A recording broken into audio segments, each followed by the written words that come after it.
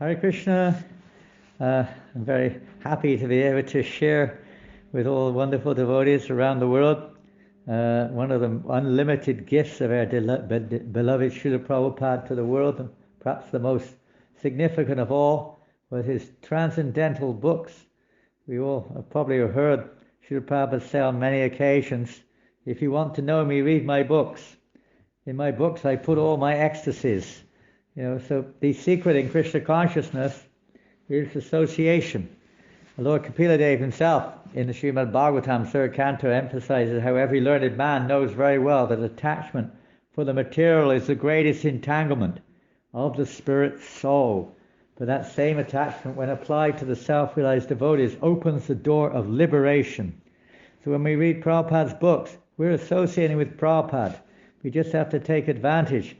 When I first joined Krishna Conscious Movement in 1971-72, we had very few books, a few books for Sankirtan, but nobody had their own books. There was like one copy of each book, like Bhagavatam, Bhagavad Gita, one copy in Nectar Devotion, Ishopanishad, like that in the temple. And the only way we would hear it is every day in the temple. We live in the temple, of course, but every day we would have a reading from each and every one of the books.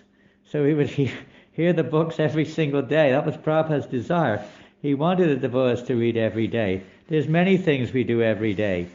We would have like 30 minutes Bhagavatam, 30 minutes Gita, 15 minutes Nectar Devotions, 15 minutes Ishopanishad, like that every single day. Teachings of Lord Chaitanya, Krishna book.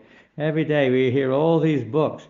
Such a wonderful, you could say, association. Even Prabhupada wasn't physically there, but we really felt his transcendental association by reading his books, absorbing ourselves in hearing from the pure devotee of the Lord.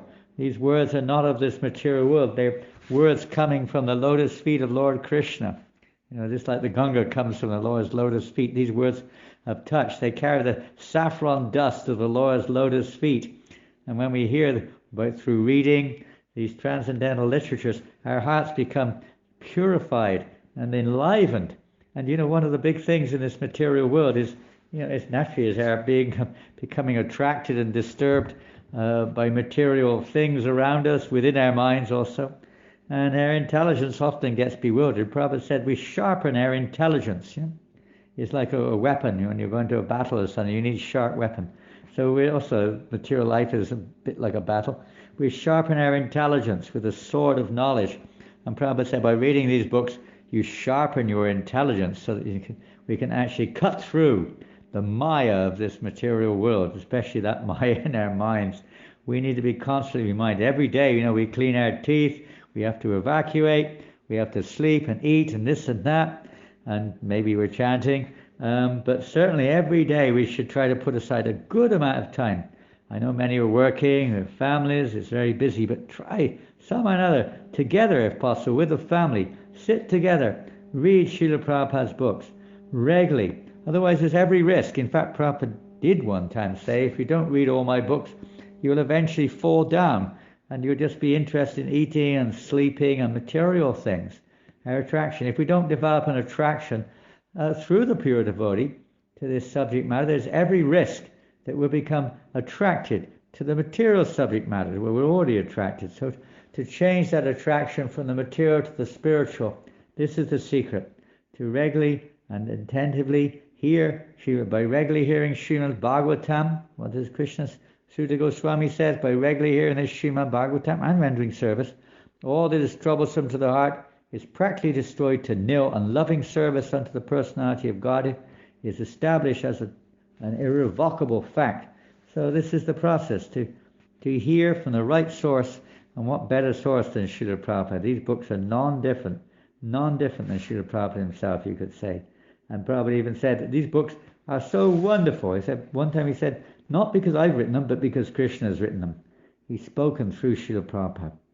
So we're getting the opportunity in the Bhagavatam also. There we find Srila Goswami asks the sages of Namashranya to hear this Srimad Bhagavatam with rapt attention. We may not be able to hear with such rapt attention, but at least we can do our best and try to regularly hear the holy names and regularly hear Srimad Bhagavatam.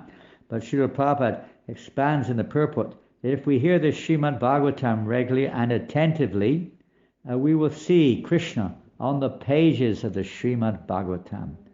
So let's try to do that together, on our own, wherever, whenever we get the chance. There's always time to read. Carry a book with you. I used to do that when I was working in a factory. I'd always have a book ready to read any spare moment. There are so many spare moments in the day. Don't think you don't have time. You find some spare time. Hare Krishna. Srila Prabhupada ki jai.